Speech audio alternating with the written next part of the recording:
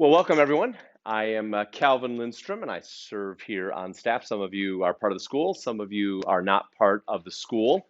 And over the last about 2 years, I've met a lot of new friends from China. And some of them are in the US, some of them are in China. And two of them are here with us. We have Dr. Xu. She did her specialty in robotics or robotic hand. Wasn't that what your PhD was in? Uh, if you lose a hand and you need another hand, like Luke Skywalker, I guess, got a robotic hand. I don't know that you designed that one, but and then we have Mr. Zach Lee, who has a specialty in robotics. That's not my specialty, but I did have a background in mechanical engineering, and so I'm going to be doing just the first introduction to robotics. All the robots in during the class. Sometime later, we'll go down to the shipping department and bring them back. And then sometime you need to bring, probably for the next class, if you have some small screwdrivers that you could bring just for helping take them apart and do things. So this class will meet 4 times, today, Thursday, and then next week, Tuesday and Thursday. So Mr. Zach Lee has prepared a lecture, and I'll be giving it on robots. Some of this is basic, but good that we're all on the same page. And sorry, some of the fonts do read a little bit small. Who could define what a robot is? Anybody define what a robot is?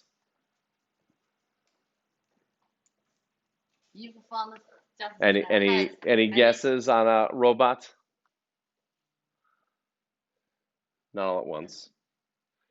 Okay, a robot is a machine, and there's three key things.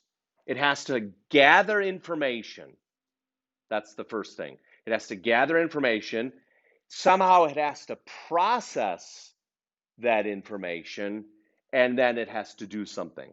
So those are the three keys: information, process, and then do something. That's what makes something a robot versus something else. So the three main parts: you have to have some sort of a computer, some sort of a brain. You have to have some inputs or sensors for that. And then you need to have something that does something, the outputs, the motor, or something like that. So what do people do to make a robot move? It has to have some sort of a program, right? It has to have some sort of a software. So again, the three keys are: you have to have something that gathers information, that thinks about that information, and that then does something with that information. So why are robots so in demand today? Why do you think? Yeah, that's right. They can do things that people can't do. That's right. Something, maybe it's dangerous. For example, how about who knows of a robot that would do something dangerous that a person would not do? Yeah. I'm sorry? Yeah, exactly. Go on Mars, yes. Or how about a bomb disposal, or maybe something in a nuclear power plant? So yeah, those would be examples of dangerous things. Another reason for robots is, let's say you spend $100,000 on a robot. That would be a lot of money. But what if it can replace a person and last 5 years?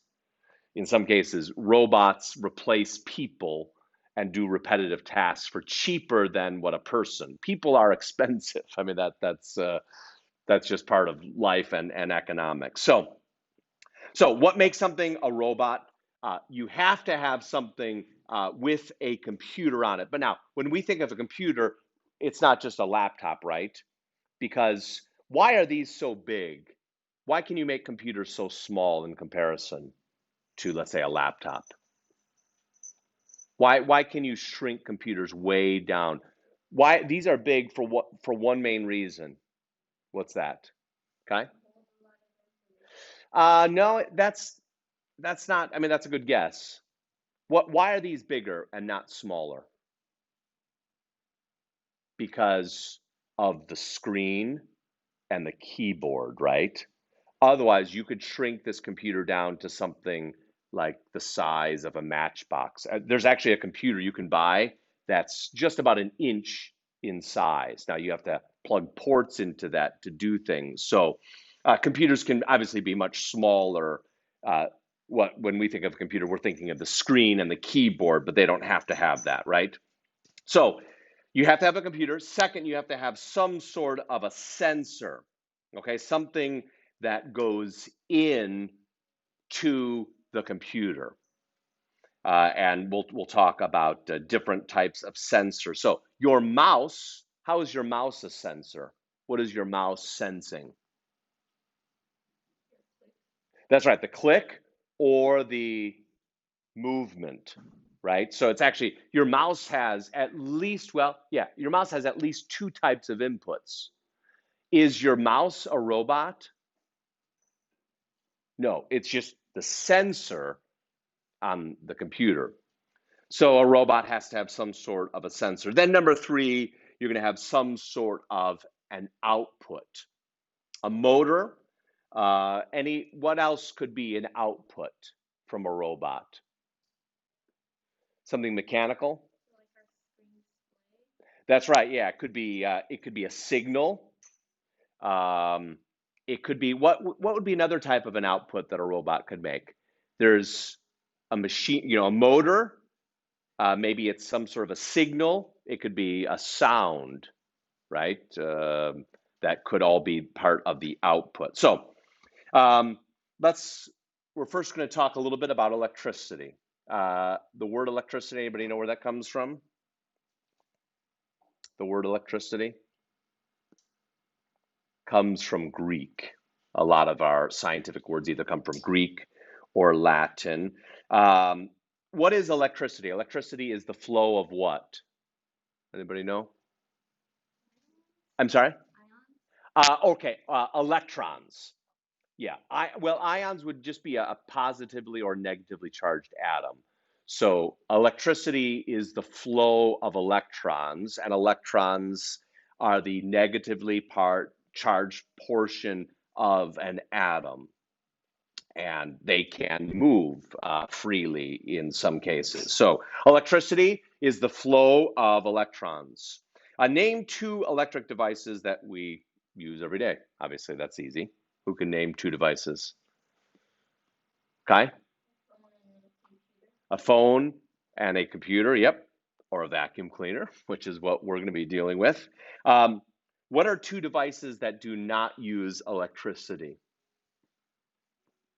Can you think of something that we use all the time that doesn't use electricity? Yeah. Yeah. Yeah, doors. Lots of people live without electricity still. Isn't that amazing? There are still probably billions of people who live without electricity. That is not an easy life, is it? But people do live that way. Can you think of something else that doesn't use electricity? You can cook without electricity, right? So you can still do things. It's just electricity makes things a lot easier. And then what's a common form of storing electrical energy? What do we call that? To store energy, it's stored in what? A battery. Yep, exactly. And batteries are very old, right? Benjamin Franklin was experimenting with electricity and batteries hundreds of years ago. They've come a long way. If we could make the next revolution of batteries, we could go even farther with solar and other things, couldn't we? So the words electron, electric, electricity all come from the Greek word lecture. So the flow of electrical charges through a conductor. So you can have direct currents created by batteries. You have to have something to hold the charge, don't you? Right, for electricity to pass. Except under what is the flow of electricity and there's no wire? Can you think of something where the flow of electricity takes place without a wire? Yeah, lightning, or in the winter, you get shocks, the static electricity. And electricity can flow through air. It's just not a very effective way, right? So you need extremely powerful voltage or large voltage to do that. So metals are the best. Copper is among the best conductor of electricity. Do you know of one that might even be better than copper? for conducting electricity? Yeah, I think silver. Why don't we use silver?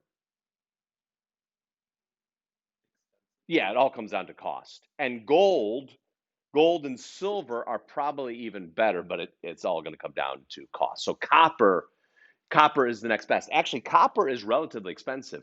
People will steal copper wire in building sites. If they don't guard building sites, thieves will sometimes go in and steal all the copper. They can get something for it. If it's a big building, you could get some money for the copper in recycling it. So copper does have value. It's just lower, it's more abundant in the earth. And so it's the choice that we use. So all the wiring in your house is made out of copper wire all over your house. And then it's obviously covered over, but and that's been used that way for a very, very long time. So a battery, right? A battery is a way of storing energy, chemical energy, right? Your battery is chemical energy that can be converted into electrical energy.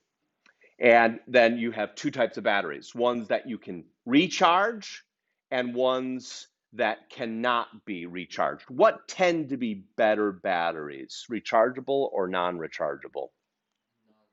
Yeah, they tend to be better in terms of an electronic device if the battery is non-rechargeable. Um, and there are, I think there are different factors for that. Probably the substances, they can pack them more densely and they're going to last longer than the rechargeable one. But obviously, the battery in your phone, that's still an excellent battery. So rechargeable batteries can be very good. You pay more for them, and obviously, it depends on the situation what you're going to use. So an electric circuit, what is the key of an electric circuit? It is going to conduct the positive and the negative part, and it has to make a complete loop, right? Otherwise, you have what's called an open circuit. And that's like every switch. When the device is off, the switch is opened. And when you turn on the switch, it closes the path so that electricity can flow. How fast does electricity flow? Anybody know how fast electricity flows through a wire?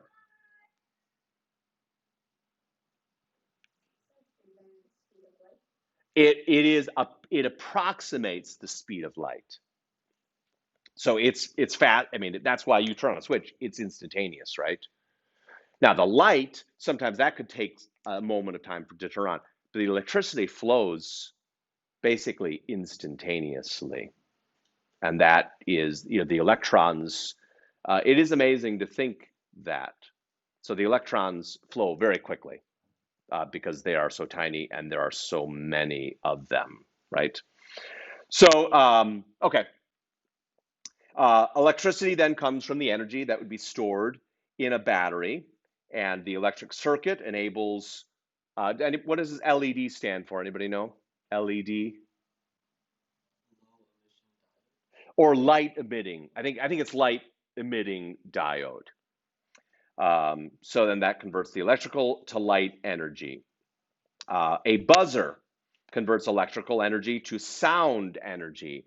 A motor converts electrical energy into mechanical energy. What's another type of energy that you can have?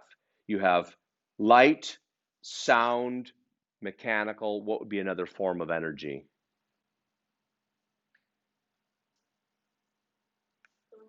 Thermal, that's right. Which could be, that could be a variant of light energy, but it could be separate, just the heat that comes from that. So let's look at sensors here. Okay, what are sensors? What sensors or senses do humans have? What sensors do we have as humans? Taste, touch, smell, hear, and sight, right? I think just five, right? Unless you have the sixth sense, right? Otherwise, you have five senses, unless you have some special extra sensory perception, ESP. We're not going to get into that. So, five senses. So, describe how any two of the sensors you listed above work. How does sound work? What happens in sound? The sound waves do what? Yeah, they're vibrations, and then you have sensitive bones and other things in your ear that can detect those vibrations. Light is even more complicated. Um, Give examples of sensors in robots that would be similar to human senses. That's right. They could sense touch or proximity. They might be. What would be another one? Robots, some robots, can they see? Yeah, sort of. They might detect heat. They might, some of them can read even or process your cell phone. Your cell phone, in a sense, can read through artificial technology. So robots can see. Can robots hear? Yeah, definitely. They could hear more than the human could in some cases, right? So, can robots taste? Could you get a robot to taste? It would probably be what? If it's tasting, it's detecting what? Certain chemicals, right? That so like a bomb sniffing robot is probably going to detect certain explosive chemicals and the traces of them, right? Has anyone flown recently, or where they take a sample off your hand and they put that into a machine and they're detecting if you've been playing with certain chemicals that are known to be connected with explosives? So you could have a bomb. Oh, is that Isaac? Oh, sorry. You could have a robot smell that way. Okay, so let me go on here.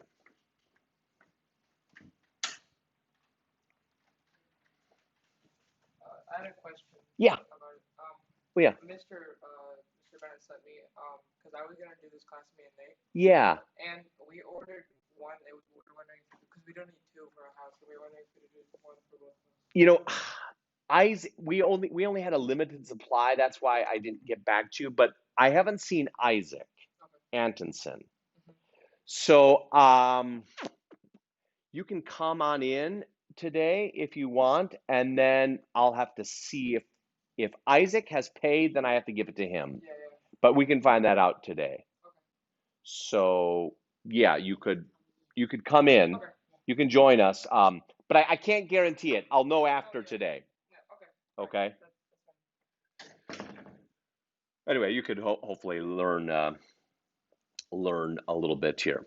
So a sensor is some device that has to measure some sort of a stimulus, an input, and then it has to transmit that. So there are sensors, two types of sensors. Sensors that detect the presence of a stimulus, a type 1 sensor, other sensors that can discern the value of a stimulus, which we would call a type 2 sensor. Okay? So sensors are used in everyday objects, such as a garage door that won't shut if someone is in the way. How does that sensor work? If you have a garage door at home, it prevents the door from closing if something is in the way. Do you know what that sensor is doing? What do you think it's doing? Yeah, I think it's on both ends, and then it's sending a signal, and if that signal is interrupted, it knows someone is in the way, I believe is what happens there. How about a smoke detector? What is a smoke detector doing? Sometimes it's chemical. In some cases, the smoke gets in the way of a signal, and then it sets off the circuit if the circuit gets blocked. Uh, I think weren't some of the old fire detectors, weren't they somewhat radioactive even? Did they emit something? I'll have to check on that. So your sensory organs, your eyes, your ears, your nose, and skin provide information to your brain, and they work in a manner that is very similar to a robot, right? Humans were the basis for robots, right? uh, based on the way we use our own sensing ability. That is what gave rise to robots working, right? And in some cases, maybe people studying animals. It doesn't have to be just humans, because in some cases, animals have better sensing ability than humans do. In fact, I heard there's a dog supposedly that can detect COVID better than some of the tests. Now, would you? I don't know if you would want to get sniffed by a dog. Maybe that would be better than getting a COVID test if you've had one. So, in some cases, animals or humans have become the basis for robots, right? So, your nervous system, right? Your nervous system, isn't that an amazing system? Anybody, have you ever heard of anybody with sciatica pain? It's very painful. If your sciatic nerve starts to bug you, that pain can run from your leg all the way then in your lower back, and it can be especially as people get older, they can get sciatic pain, something that impinges on the sciatic nerve, which runs up your leg and then into the core of your body. So human sensors are based in this case on your nerves. And nerves are good things, right? If you didn't have nerves and didn't sense pain, would that be good or bad? It would be bad, because you would not recognize that something bad was happening to your body, right? So in some cases, we don't want pain, but pain is a good thing.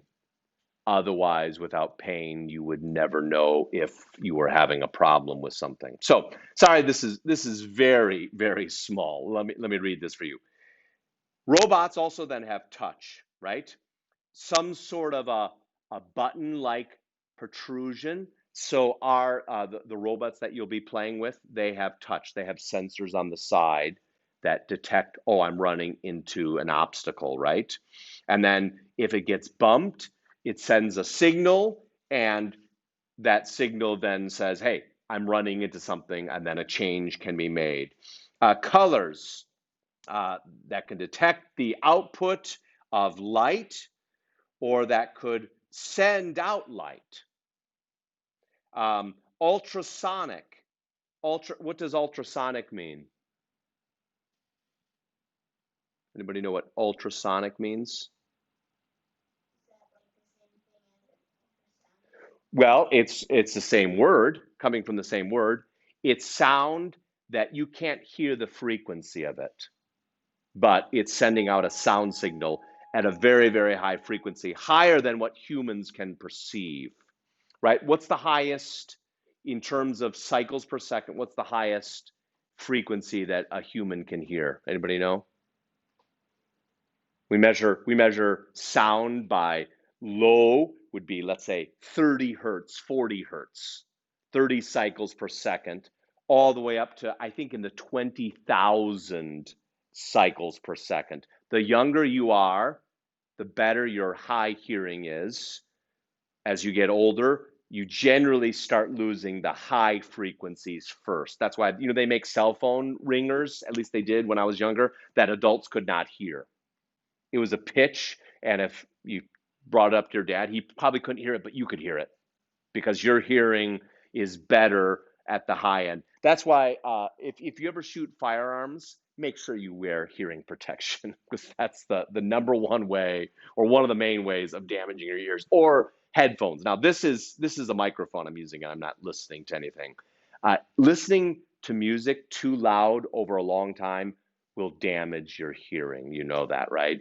It doesn't have to be a super loud sound. It can be a high sound for too long, and that's probably why a lot of young people are actually damaging their hearing, is not through shooting, but through listening to music. Yeah. Sorry, I just had this next question. I didn't know the class was today, and I had a parent teacher conference right now. Oh, it's right now? Yeah. Oh, okay. When does this class end? At 5:15 in I an can hour. come back. Okay, sure. Yeah. If you need to, yeah. Sure. Thank you. No problem. So, sound, what animals use sound to navigate? Bats, what else? Dolphins. What's the third animal? Whales. And there are some birds that use echolocation. I believe the birds that produce the bird's nest that some people love as a delicacy, bird nest soup, those birds use echolocation also similar to bats as they navigate because they often are in caves, right? So robots can also use sound to sense things. You know, the old TV remotes were based on sound, I believe. The old remotes would send out a sound signal. Now remotes today, I think, tend to be an infrared signal. Isn't that right, Zach? Yeah. So here we have just the equivalency of eyes. You have light sensors or an ultrasonic sensor. For skin, it's a touch. For smell, our robots don't have any ability to smell, which is good, or taste. We don't have that ability in this case. Or our robots don't have a sound sensor either in this case.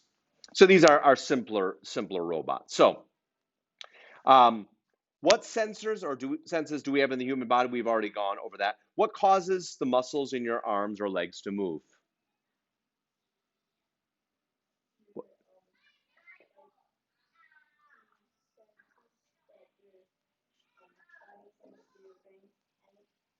Okay, yeah, you're going to be using the nerves that can send a signal to your brain to make it go on.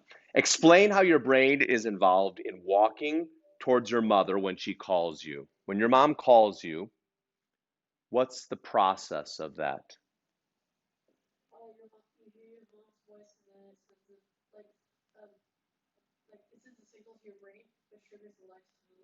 Right. Assuming you respond to what your mother says if you're obedient. That's right. So first it's the hearing, and then you might say it's the cognition of obedience, which is not necessarily a physical process, the will, and then if you decide to obey, then your brain sends a signal. And now your brain is could it be absorbing maybe hundreds or thousands of signals all the time, right? At some level you shut them off, don't you?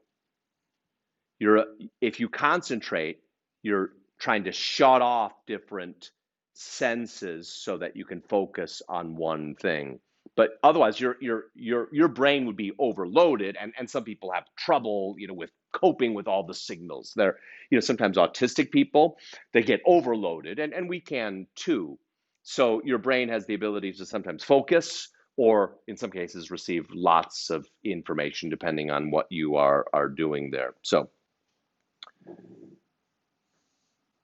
okay, so in terms of just the senses, you have your senses, the muscles, the brain, and the nervous system. So we've already been over some of this. Your muscles, and this is again all also amazing. Not only then do you have the muscles, but you have the tendons that pull on the bones to make the movements start. You can't just have muscles, right? You have to have the muscles and the tendons. And then obviously the brain is at the center of that. Anybody study any brain science in the past? Okay. I'm not an expert on that also, but it is amazing how complex the brain is, right? And it's more amazing than any scientist really knows. But obviously they know there are parts of the brain. Um, in some cases, old science would remove parts of the brain of people. Ever heard of a lobotomy? Sometimes people that were not acting strange, you know what they would do? They would go up their nose and take a portion of their brain. And in some cases, they would just become vegetables. But that was the science of the day to cure you. Take a portion of your brain out. Well, did it work? Yeah, but not in a way that someone lived a good life. So we've learned more about the brain, thankfully, and in some cases, conditions can be resolved. Okay, so the nervous system, right? Your nerves can send signals, right, two ways, right? Both to your brain and then from your brain back to the muscle. that needs to review. So let's go over these. The five senses: touch, taste, smell, sound, and sight, right? Your brain makes decision. What's the equivalent in a robot of a brain? Of the computer, right? That's going to be the equivalent of the brain. Bones give you the ability, muscles allow you to move. What's the equivalent in a robot? The motor, right? The wheels, or the wheels and the motors working together. Any type of connecting pieces that would be with that. Your nervous system sends signals from the sensors to the brain. What's the equivalent in a robot?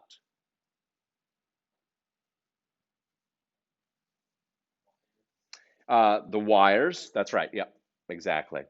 The circuitry and the wires, right.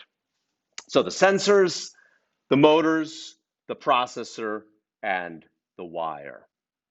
And this is all packaged in a way that costs much, much less than it once did, right? Why did computers cost so much money in the past? Yeah, in some cases they were a lot bigger to make, right? Computers would fill this room, you know that. The old computers would be larger than this room and would take tremendous amounts of energy to cool because they ran so hot.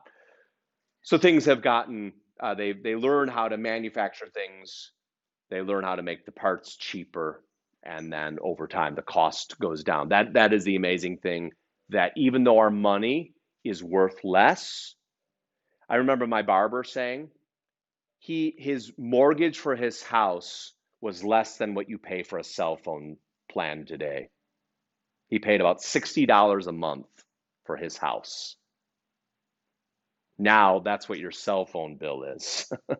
So our money has gotten worth a lot less. $60 at one time, you could live, or at least have a house. Today, for $60, you can buy cool things. So at least technology has come down in price, even though our dollar is worth less than it used to be. So uh, just a little bit on sensors here. Two types of sensors: a sensor that simply detects if something is there. That would be a type 1 sensor.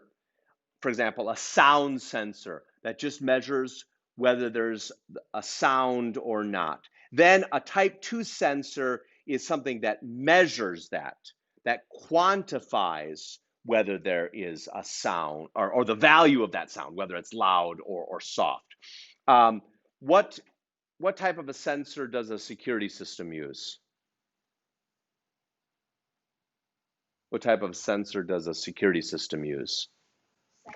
Sight, or it could measure sound, the vibration, right? You put something on the window to detect if someone's trying to break in, it's going to pick up the vibration.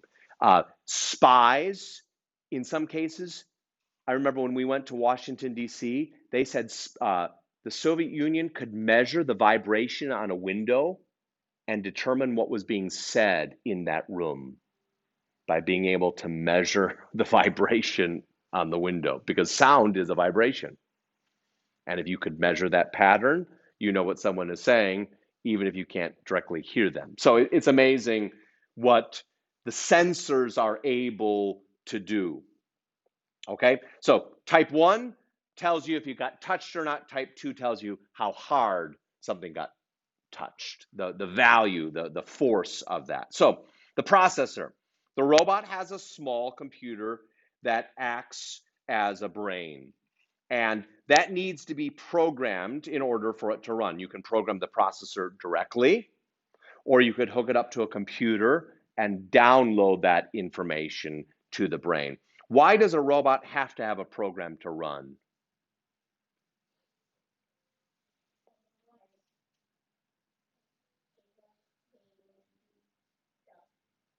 Right, because the robot determines what happens when it senses something, what is the next step, right? Without the program, it doesn't know what to do, right? It would be lost. Remember, robots cannot think. Artificial intelligence is the programming that mimics thinking. And it can be very sophisticated, but that's not technically, it's not the same thing entirely as thinking, though it's getting better and better. There are computers you can chat with them, and you would not know whether you're chatting with a person or with a computer. That was one of the tests, and they've gotten pretty close. But here's an interesting thing. If a computer, let's say it's so brilliant, it could do all the math in the world, but if it's not programmed with that piece of information, it wouldn't know it. And it might be totally obvious to you, but the computer wouldn't know it unless it's programmed in there. So obviously they're getting smarter, but there's always a limitation with a computer that's different than a person. So again, we're coming to the end, almost to the end here. The nerves of your robot are the wires which send the signals to the motors from the computer and to the computer from the sensors. And we're not going to go into all the depths of this because these are pre-made robots. So the human, the five senses, the brain, the nerves, and the muscles. You have the sensors, the processor, the wires, and the motor. So how do the motors help the robot move? The computer sends a command through the wires to the motor to rotate forward. The motor then turns the wheel. The wheel pushes against the ground and makes the robot move. And this is very similar to how we would move. The robot has a program that has already been made and stored in its computer. Remember, the robot cannot decide to move the robot by itself. It has to have a program. And the robot does not know anything. It can only do what it's told to do. Okay, so we're going to set our robots in front of a wall. What our program should do is make the robot move forward until it gets close to the wall and then back up. And we'll get a chance to do some of this in this class. And that's going to involve both the signal and then the program. And the computer is able to calculate how far away the object is and then determine whether it needs to make a change. So, how does it compare? Run your robot forward till it comes close to a wall. Why does it move back? So think of this. If you're running your robot until it comes close to a wall, why would it move back? Explain all the steps that would involve. Okay? Okay, so it first has to sense. That sense has to go to the program to determine what the next step is. Then what does the computer determine to do next? Sends out a signal to the motor and it responds from that way, right? The way that a human decides to move is different from the way that a robot decides to move. Why is that? Why is the way a robot decides to move different from the way that you decide to move?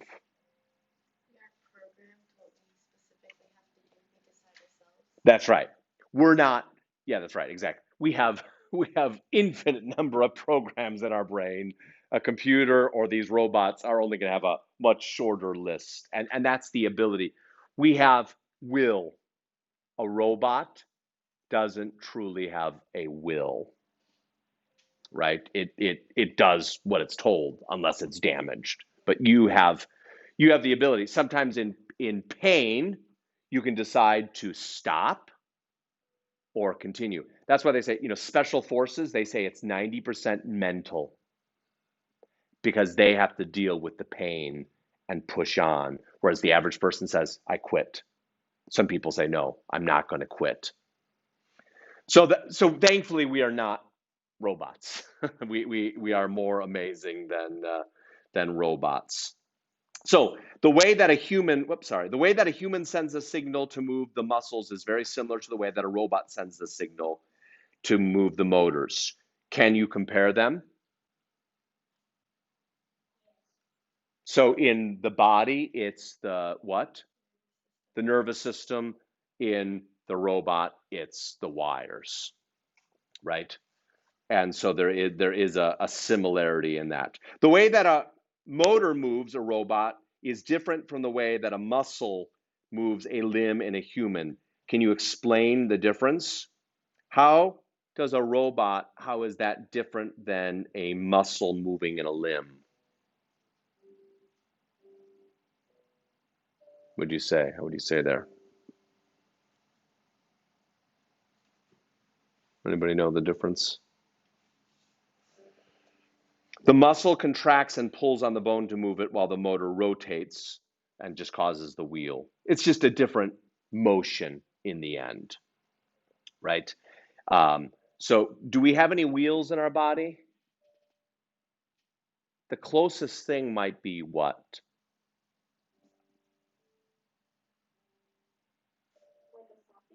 A what? Yeah, that's right. I'm thinking your knee and your shoulder do, and your hip actually. The sockets are almost like that, but that a little bit different. Where do we get our energy? From food. You know, the early there was an early scientist who carefully measured everything he ate. He carefully measured all his waste, and he determined there was a difference. And that difference was what? Energy, right? Otherwise, it took a scientist to do some pretty nasty stuff to determine, oh, we get energy from food. Think about that. The early scientists who didn't know the things. How do we measure food energy? Calories, right? And you can convert the food you eat to the energy that it takes to boil water, for example. The calorie is based on the energy it takes to raise a gram of water by 1 degree Celsius. And so the food you eat, actually, the food you eat, I think, is in kilocalories. We just call it calories, but I believe it's kilocalories. So your body takes food and converts that to energy. Basically, everything gets converted to sugars in your body. That doesn't mean you should just eat sugar, but everything gets converted to sugars. Why should you not just eat sugar? Okay, because you need other nutrients than just energy, right? For the whole system to work. Robots get their energy from the batteries, entirely from the batteries that they get. So, I'll just let you look at this: the human and the robot. The brain decides to walk. The robot computer reads a program command to move. The brain sends a signal through the nerves. The robot computer sends signals through the wires. The muscles contract, making the body move. Motors rotate, causing the robot to move. The brain decides to stop. The robot executes a program that is commanded to stop. The brain sends a signal through the nerves to the muscles, commanding them to stop. The robot sends signals through the wires to the motors, commanding them to stop. The muscles stop contracting, the motors stop moving. So a lot is similar, isn't it, between humans and robots? The main parts of the human body: the brain, the nerves, the muscles, the bone, the sensors, and the robot has the equivalent of that. The brain and the robot computer, the sending of the information. So again, we're just emphasizing the similarity of these things. Any questions on this? Oh, come on in. Oh, sorry. You'll get it. Any other questions on this? So this is the boring lecture part, but there'll be other things that we learn. But this is the start, so that you learn these things. What sort of engineering would you study in college that would work with robots? If you're interested in robots, what sort of engineering would you do in college? The number one would probably be electrical engineering. Mechanical could be, or computer engineering. But probably, if you're interested in robots and really want to develop them, probably electrical engineering would be the number one field to study. Computer science would be connected with that. Some forms of mechanical engineering, but electrical is the dominant one. So actually, learning this is, I mean, this is in high demand because there are a lot of businesses. Manufacturing is heavily dependent on robotic technology. So the more that you can learn of this, actually, there are some very good careers that would be in robotic engineering and related fields. So, Zach, I want to turn things over to you. Uh, well, do you want to go take the other part of that for the AI part, or I'm sorry? do you want to continue with the AI part? Well, I think that was all that you had sent me. No, that is not the file. This is basic, but I Oh, think with the AI. Oh, I'm sorry. I think maybe we'll say that for another day. okay, I think. all right. Unless I mean that would be unless you wanted to present that, I could bring that up. Okay. Yeah, Okay, we can leave it some other day. I think so. Do Yeah, we this want is the to last day. do we can either get the robots or what's the Yeah, next? we can just have the keys to go there and then keep the robots. Okay, why don't we? We're going to take a little field trip here in our building. So let me pause the things here.